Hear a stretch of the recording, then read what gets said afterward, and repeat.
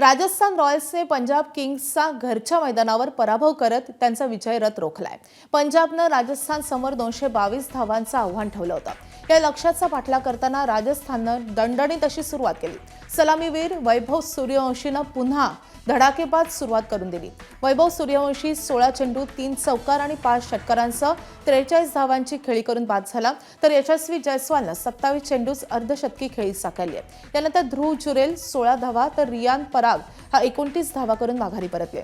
यानंतर डोनावर फरेरा आणि शुभम दुबे यांनी संघाला विजय मिळवून दिलाय। राजस्थाननं नाणेफेक जिंकत पंजाबला प्रथम फलंदाजीसाठी पाचारण केलेलं होतं।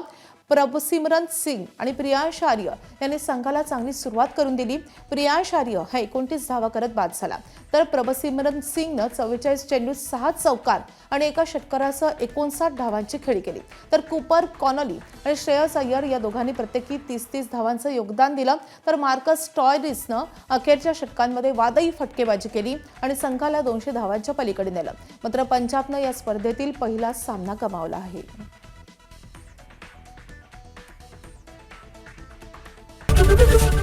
एबीपी माझा, उघडा डोळे बघा नीट।